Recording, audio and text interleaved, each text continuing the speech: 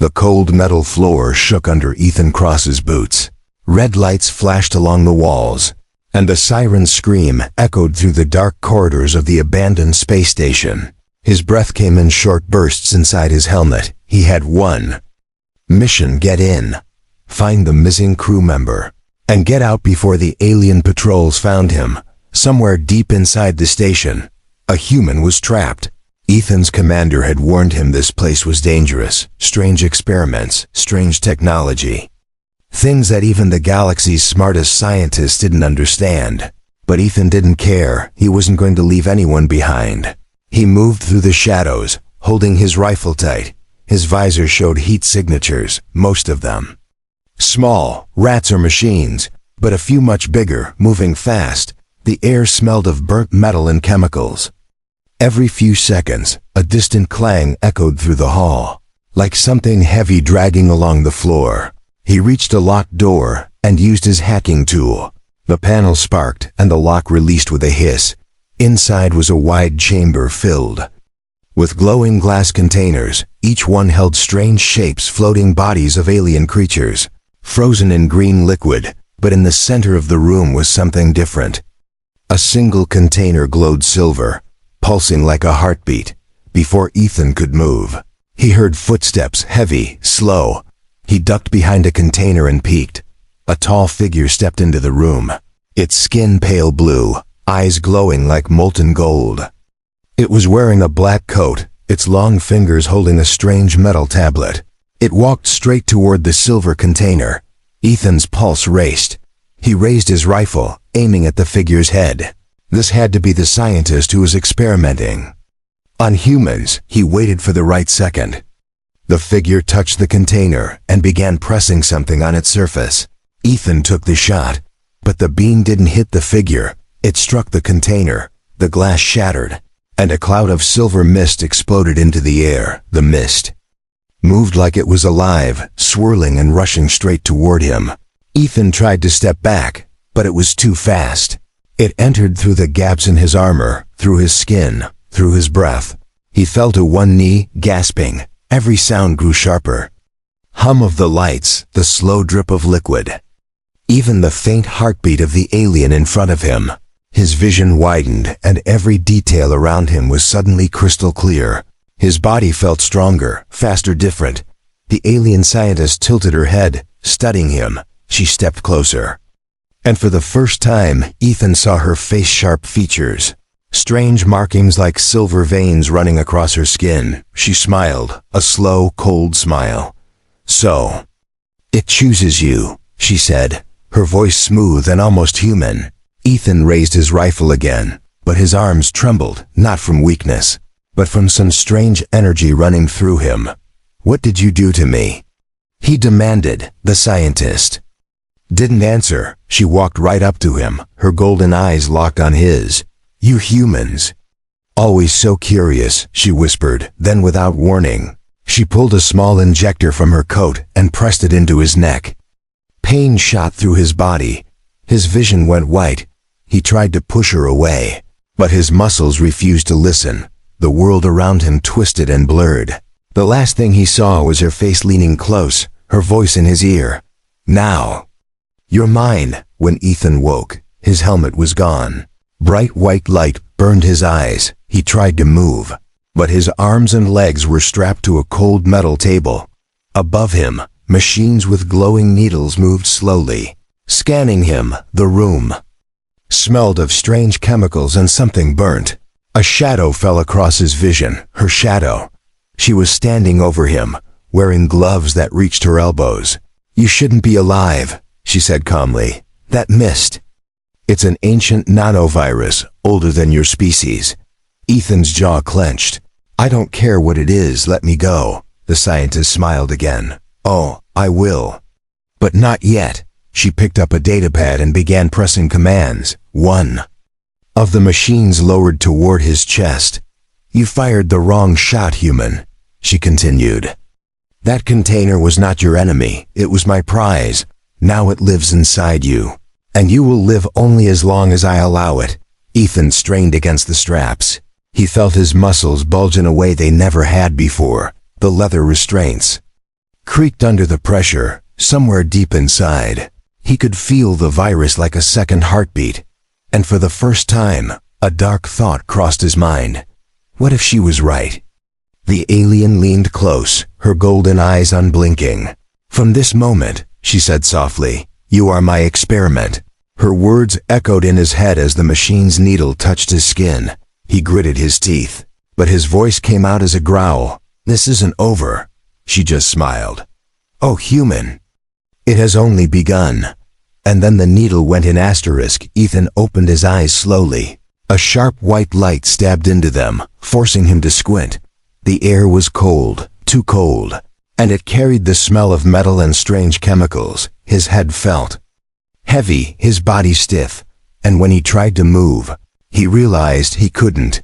Thick black straps held his arms and legs to a flat metal table. His wrists ached against the bindings. His shoulders sore from lying still. Above him, the ceiling was covered with silver pipes and moving glass tubes. Blue liquid pulsed through them like veins, making a faint humming sound. He heard a slow, deliberate footstep. The sound echoed in the large room. A shadow moved across his vision. And then she appeared. The alien woman from before, tall and sharp-featured. Her golden eyes glowed faintly under the bright light. She wore a long black coat, and in her hands was a flat metal device, covered in strange symbols. "You survived," she said softly. Her voice was calm, but it carried a strange satisfaction.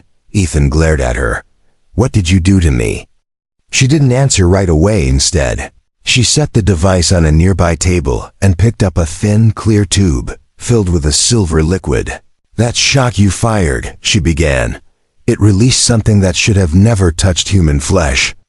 She walked slowly around the table, her eyes scanning every inch of him. "That silver mist is an ancient nanovirus," she continued, "built by a civilization older than any in your galaxy. It was designed to bond with one species, and it seems it chose you." Ethan pulled against the straps, the muscles in. His arms tensed, stronger than before.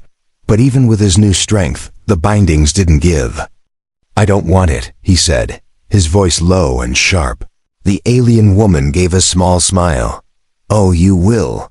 Because without it, you would be dead already." She tapped a command into her device. A section of the wall opened, revealing several glass chambers. Inside each one was a different alien, some with scales, some with fur, some with skin like stone. All of them were unmoving, suspended in liquid. "They were my other experiments," she said. "Every one of them failed. The nanovirus destroyed them from the inside. But you are different." Ethan looked at the lifeless forms. A chill ran through him. "What do you want from me?" he demanded. The woman's eyes narrowed.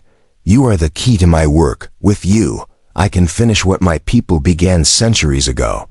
He didn't like the sound of that. "What if I refuse?" She stepped closer until her face was only inches from his. "Then the virus will eat you alive, cell by cell. I am the only one who can keep it under control, so you will obey." The humming in the tubes above grew louder. Ethan felt a strange heat spreading through his veins. It wasn't painful, yet, but it was growing. He clenched his jaw. "You think you can control me?" She leaned in closer, her golden eyes locked on his. "I don't need to control you," she whispered. "I only need to control what's inside you." Without warning, the straps loosened. Ethan sat up quickly, ready to attack, but she stepped back calmly, as if she knew he wouldn't strike. "I am giving you freedom," she said, "because I want to see how you move now, your strength, your speed, your instincts." She turned toward a door on the far side of the lab. "Follow me," she ordered. Against his better judgment, Ethan stood. His body felt strange, light yet powerful. Every movement was smooth, almost too smooth. It was like his muscles already knew what to do before he thought about it. As they walked through the door, the hallway ahead was long and dark. The floor vibrated slightly under his boots. Somewhere deep in the station, machinery was moving. Vera, he had caught her name from a label on her device, didn't look back as she spoke. "Before I use you in the field, I need to know if You will survive the first test. Ethan kept his voice steady. And if I don't? She smiled without turning. Then you'll end up like the others. They reached another door. It slid open with a hiss, revealing a wide circular room. The walls were smooth metal, and the ceiling was covered in glowing white panels. In the center of the room was an empty space, too empty. Ethan's instincts screamed that something was wrong. Vera stepped aside, gesturing for him to enter. He hesitated, then stepped forward. The door closed behind him with a heavy clang.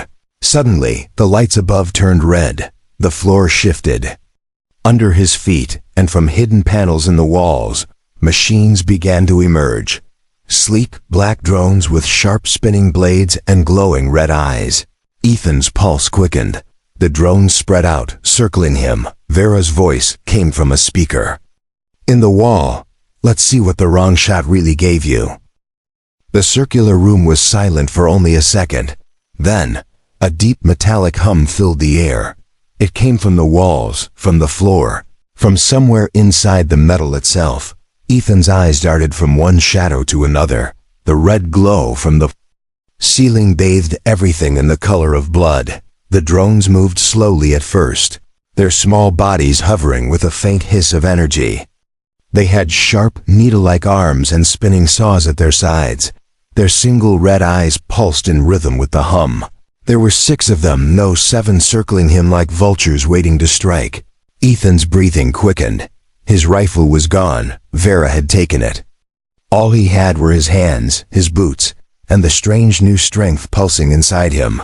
He didn't know how far it could go, or if it would even help, but he knew one thing: if he stood still, he'd die. The first drone shot forward without warning. It saw arms slicing the air toward his face. Ethan moved before his mind told him to. His body just reacted. He tilted his head aside, grabbed the drone's arm mid-swing. The speed, the precision, it felt unnatural. With a twist, he yanked the drone downward and slammed it into the floor. Sparks exploded from its body, and it twitched once before going still. The others didn't hesitate. 2 came from his left.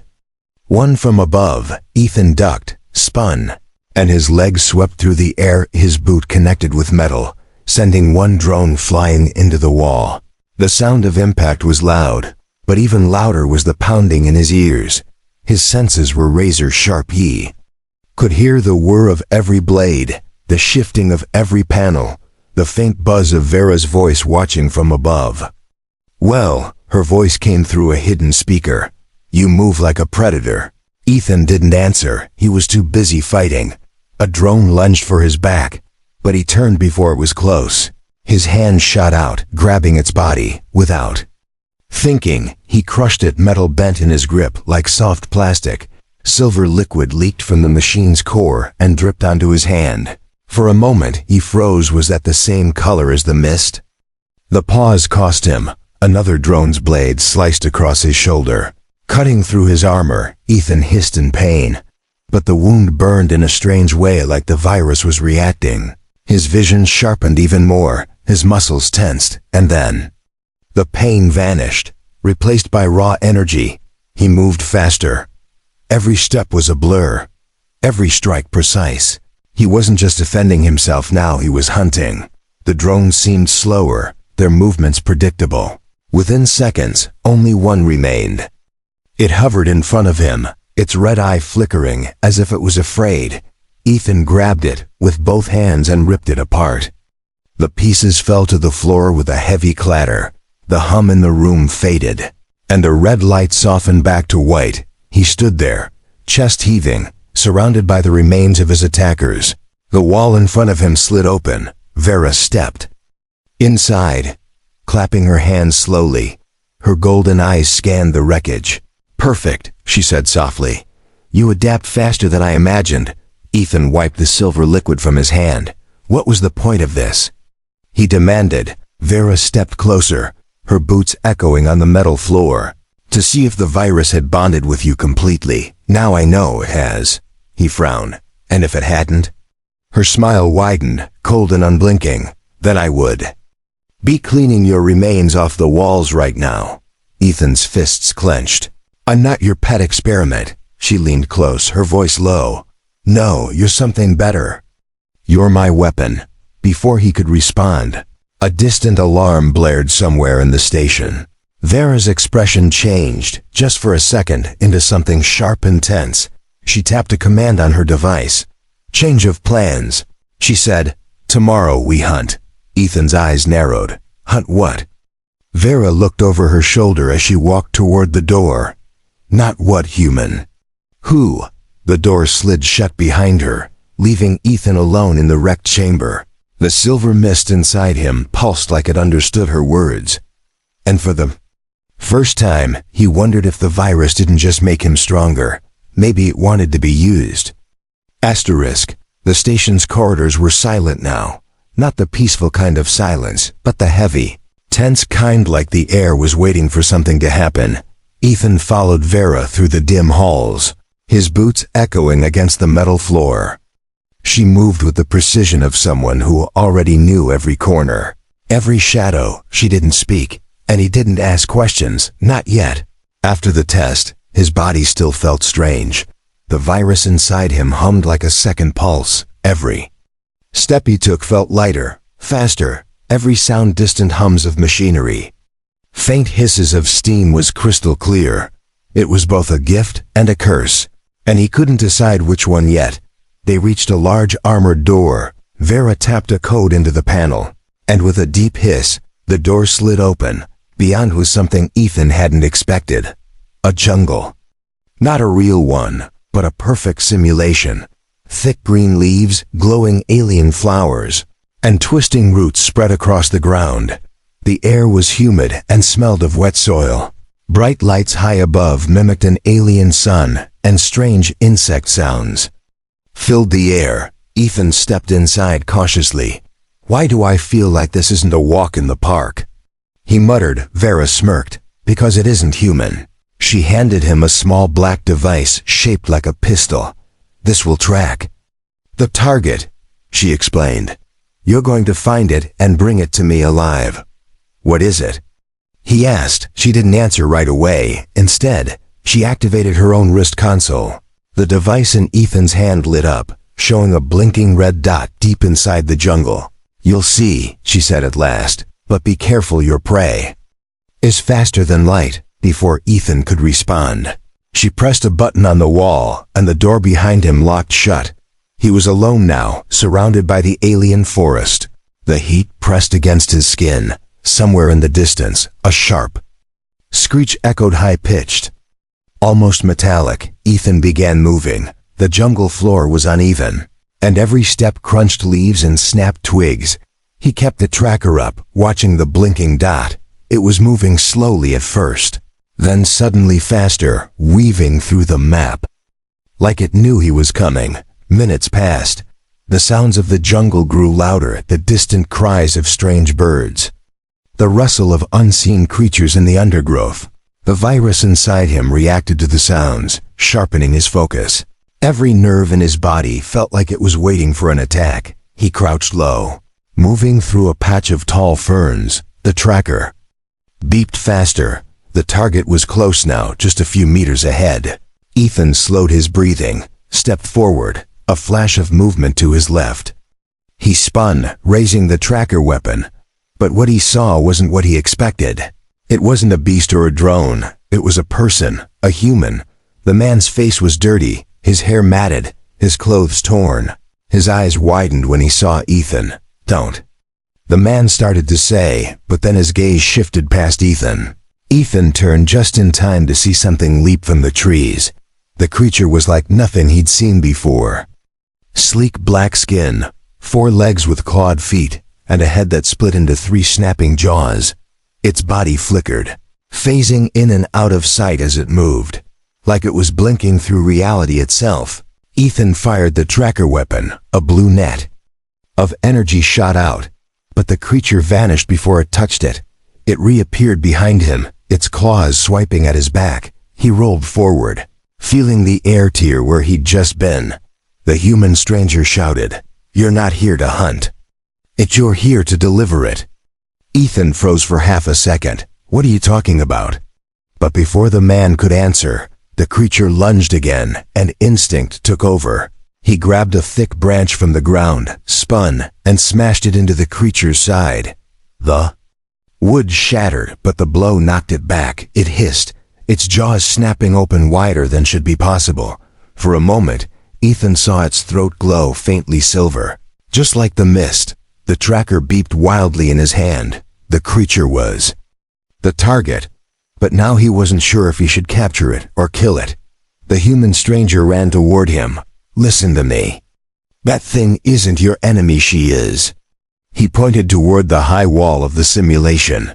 "She's been using people like you for years, turning them into—" The rest of his words were cut off by the sound of a gunshot. A thin red beam shot through the stranger's chest. Ethan turned to see Vera standing on a high observation platform above the jungle. Her golden eyes locked on him. "Stop talking to my experiment," she called down coldly. Ethan's jaw tightened. He looked at the dying man on the ground, then at the creature still circling him.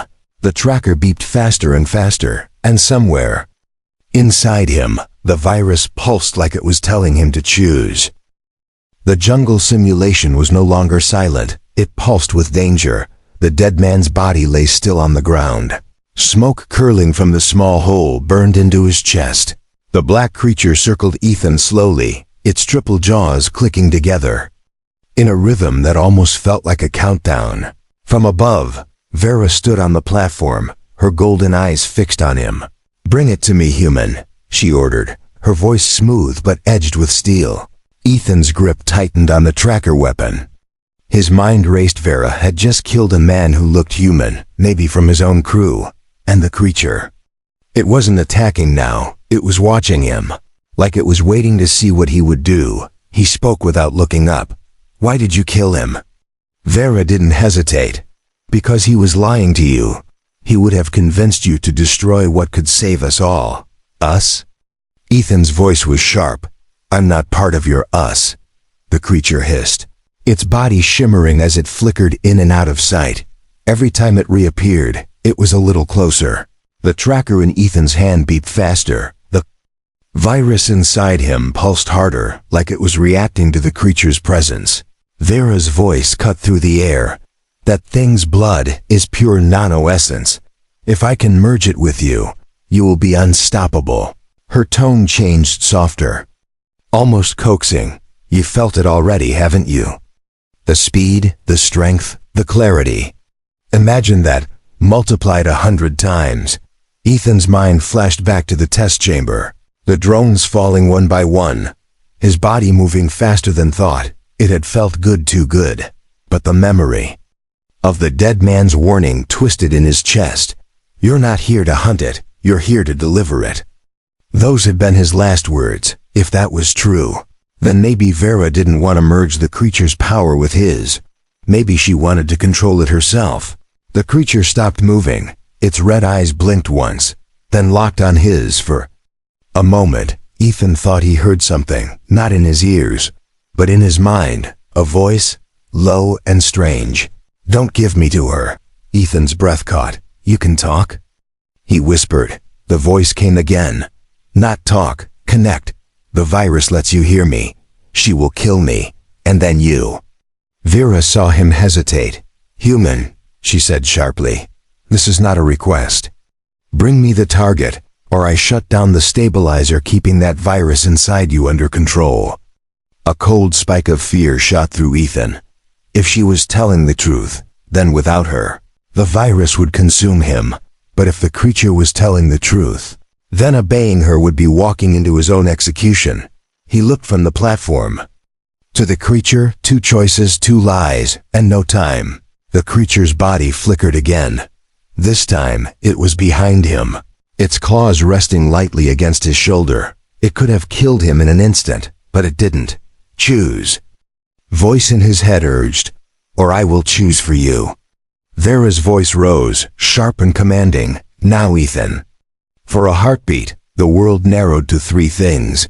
The hum of the tracker in his hand, the steady pulse of the virus in his veins, and the burning stare of golden eyes above him.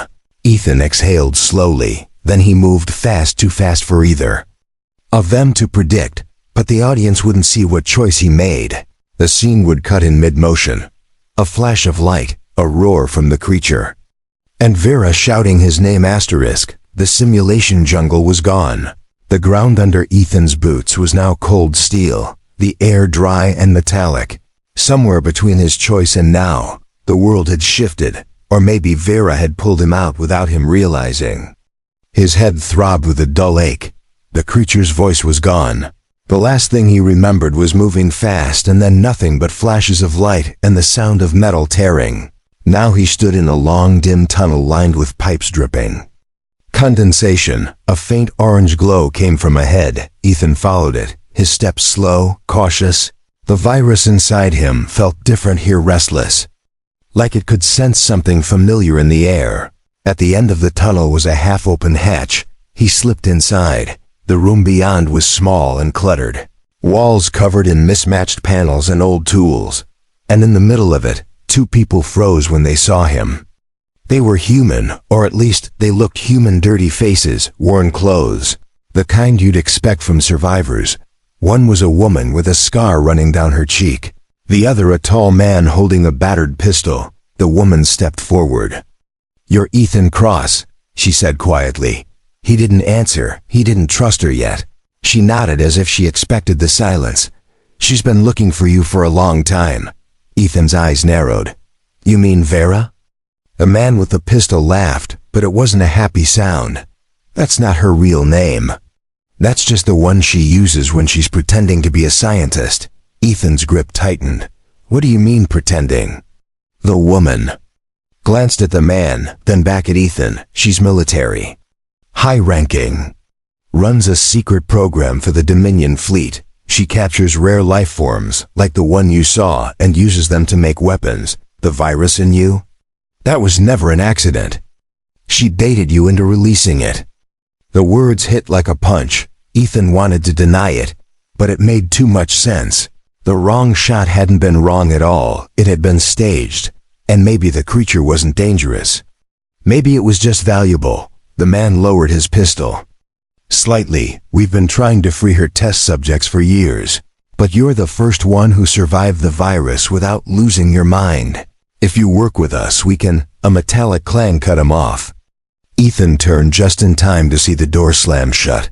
From the shadows above, Vera dropped down, landing silently between them. Her golden eyes scanned the room.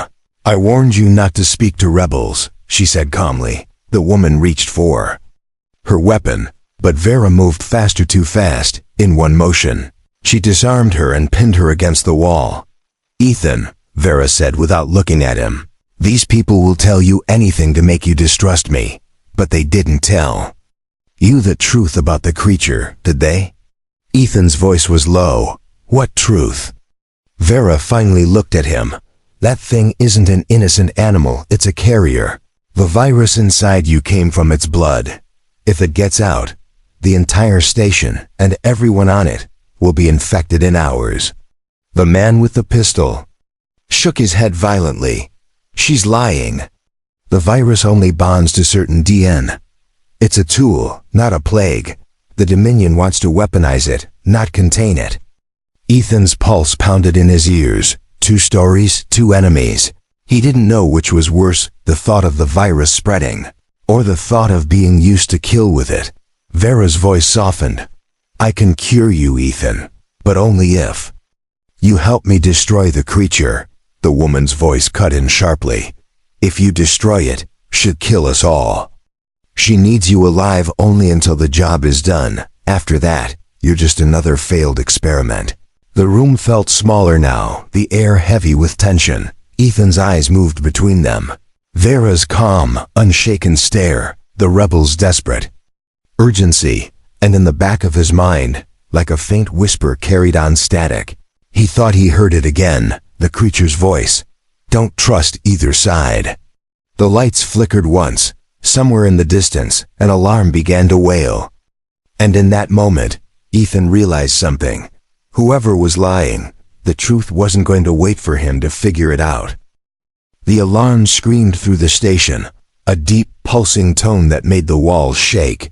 Red lights flashed in every corner, bathing the room in a glow that felt like blood. Ethan didn't know who moved first, Vera or the rebels. But in seconds, the small room became chaos. The man with the pistol fired. Vera blurred out of the way, faster than human eyes could follow. The woman lunged for Ethan's arm.